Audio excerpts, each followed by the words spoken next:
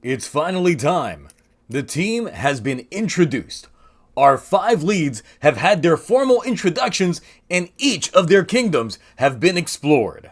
As typical of most Sentai series, KingOhger followed suit with having each episode after the lead focus on each individual member as they form the team. This is why I stated multiple times that I would wait until this time to finally continue down this review path. Has this series met expectations? Fell below it? What's there to like? What's there not to like? So, let's break things down.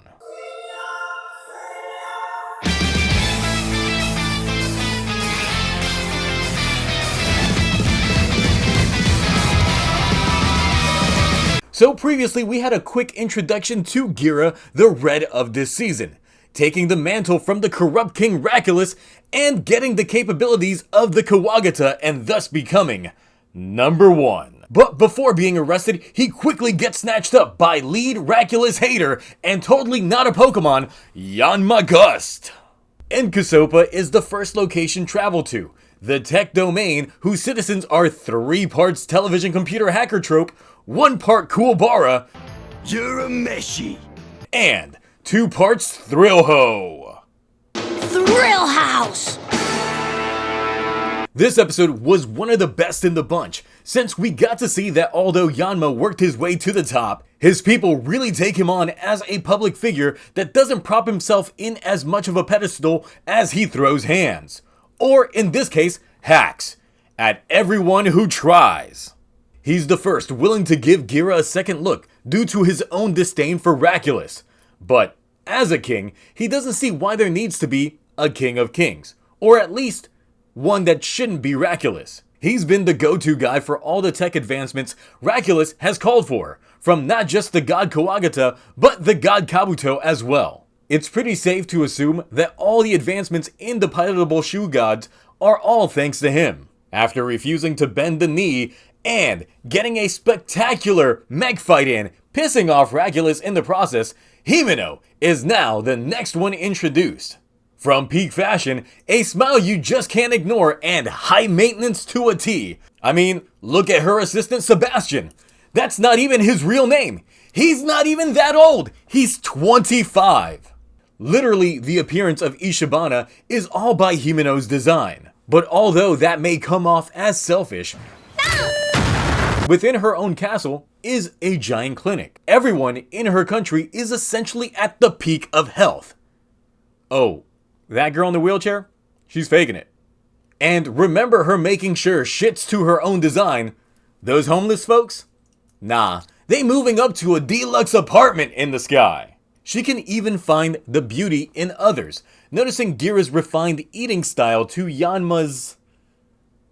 yeah. And that slug that everyone's been ignoring? Gone! That's why Himeno's got that number 1 waifu spot so far. Okay.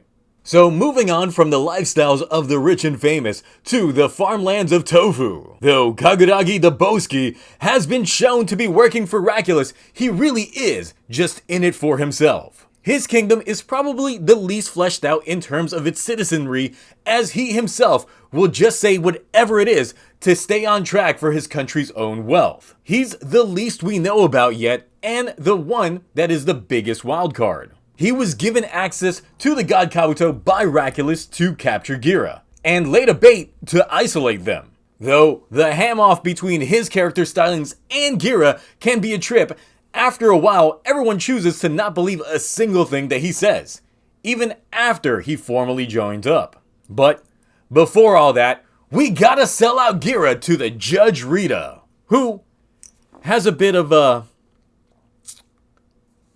odd walk. You know what? I'll just let someone a little bit more qualified than me explain. Well, you might want to think about maybe moving your arms a little when you walk. Swing them so you're not lurching around, you know, like a caveman.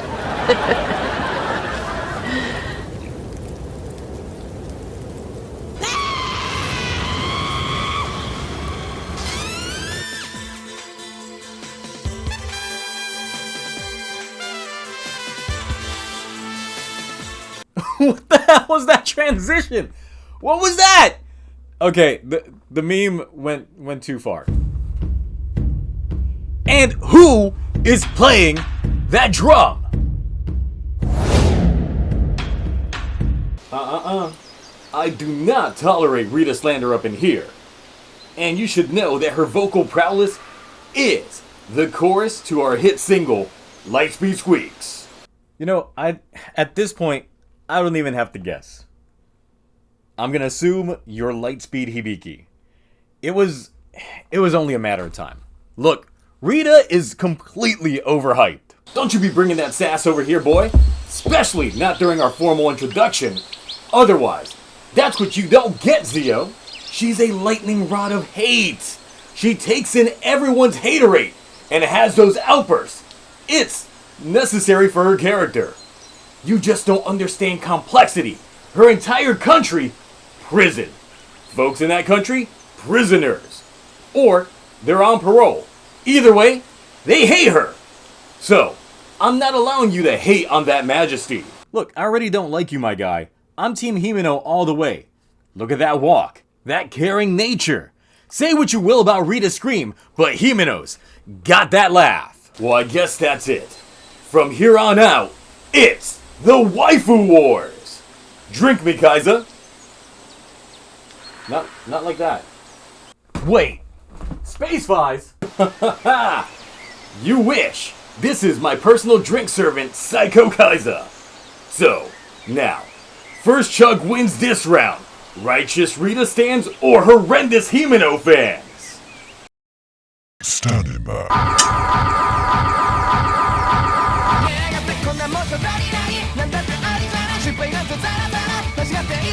Complete.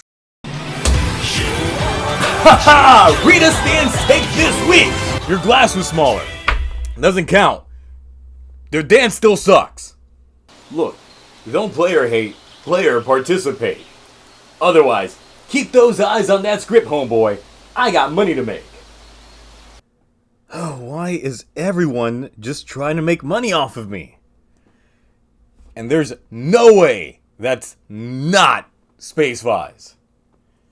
Anyway, where was I? Oh yeah.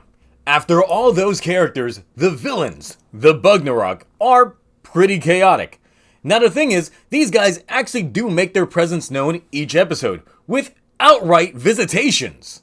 Though Deathnarak tends to not overly outdo things, kinda, but they are on a quest to get the legendary shoe gods. But so too is someone else, Raculus. Now, up to this point, they tease us with the potential that Gira might not be a noble with episode 2, of Yanma saying that he worked his way up from the slums. That maybe anyone could be worthy of being king. But then, a flashback in episode 3 of the Rainbow Juria Gira had as a kid shows that this man was clearly being a royal. His goal early on was to turn planet Terra to a place all kids could enjoy Rainbow Juria.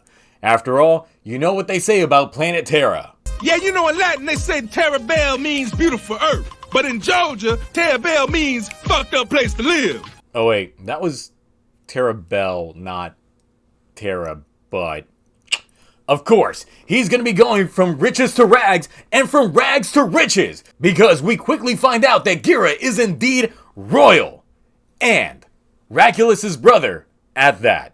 This first arc of Gira's identity was not dragged out. I did enjoy that there were setups in each episode that culminated with Rita's information search in order to prove Gira's case. This plot piece did not overstay its welcome, and I'm outright surprised at how great everything is so far in this show. Before breaking things down even further, very quickly, rating time! Episode 2, Shinken S.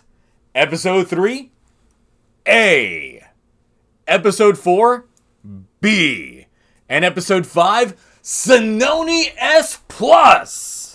Episode 4 is the weakest, but it's purely by design.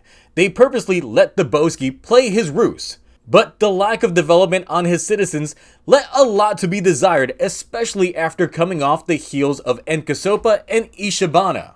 Episode 2 was my favorite episode for a while because Yanma as a character is downright enjoyable. The cool guy thug with his heart in the right place. He gets in a vibe when he's ready to work, and we find out later, he's Team Himeno! And as much as I enjoy me some Himeno, in her own episodes the aspect of Yanma and his folks outweighed it. But the culmination of events that led to episode 5 and artful deducing of Gira's innocence blended in with Rita's not so cold of an exterior and just wanting to get the job done, even if she gets irate at it, turned out to be an overall spectacle. For the show thus far, I really thought that it would be one of those that would take itself a little bit too seriously. But this show knows when to throw in its comedic elements when necessary. It has its genuine moments and the actors really do sell it. Though the character descriptions given right before the release gets their demonstrations here. I am actually glad that Gira's whole villain aspect was indeed played up as a joke with everyone else catching on quickly, even with him breaking character in multiple instances. After all, Gira's that guy that plays the villain just so children would feel their own self-righteousness abilities. He's a nice guy. In complete contrast with Raculus, which, I gotta know what's up with this guy. Everything about him just screams that he's working with the Bugnarok. Their timings with his follows just seem too well choreographed. Mix in that in episode 5, right as he states that he knows where one of the shoe gods is, Deathnarak's own priest says that he's heard from his intel that he knows where it is as well. It's too well timed. Add in that he's got a separate Ohger caliber. This one, as opposed to having the faces of the 5 KingOhger shoe gods, instead has the 3 of the Kabuto, Sasori, and Bata. And if you've seen my livestream, we went into depth on the Okawagata Ohger. So watch that if you want some more speculation on that. The thing about both Raculus and Gira is that even though they are siblings, neither of the two seem to know who each is or was. Now there was a tease in their flashback of one of Raculus's servants. It might not actually be Raculus working with the Bugnarok, but actually this guy who is playing both sides. After all, during the revelation of Gira's identity, he made one of those "oh shit" kind of faces. But I don't think Raculus has been replaced, as we know his blood is shared with Gira via this contender for the annual Toku Slap Award. So maybe he's got a literal earworm, and his assistant, or maybe even both of them, are working with the Bugnarok. But how does Gira not remember his own family? These are the questions that I guess we're going to get answers to sooner rather than later. But the thing is, as of right now, I don't want a Raculus redemption arc, or at least not this early. There's a lot that needs unpacking, but I do feel that this next arc will focus more on the sibling lack of dynamic. Especially from the way they ended things in episode 5. All of the Ohgers go their own separate ways. So it's possible that on the team front, it'll take a while before that formally happens. Looking at some of the other things that this show has to offer, from the outset we know that this show's lore falls heavily on its mecha. Toei trying to learn from their shortcomings of Danbros, where the Danoni Taijin was literally the savior of their toy line and reversed the downward trend of Sentai sales. With KingOhger, they made it its central focus. And because of that, we get a lot of mecha. Every week, there's something new to add on. However, unlike the Sentai of yesteryear, these mech fights, fuck! As someone who grew up on mecha anime, I feel that the production staff that worked on this show probably had a similar influence, because a lot of these shots are just downright gorgeous. The fluidity in movements, the camera angles, the oh body as fuck moments. Also known as the sunrise stance. KingOhger has it! Finally! This is mecha fights done right. There haven't been reused assets outside of the combination sequence.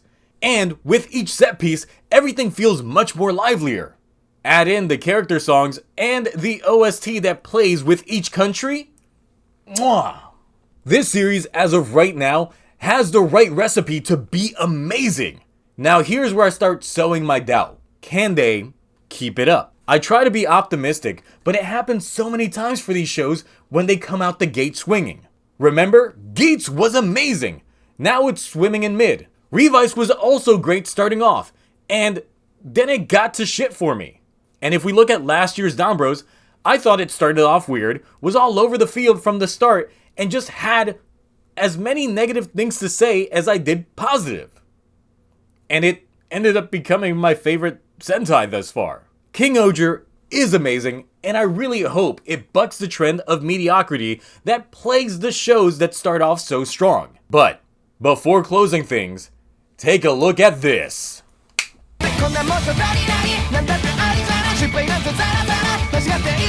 I had to bring it up. The amount of shit y'all gave me on that YouTube short.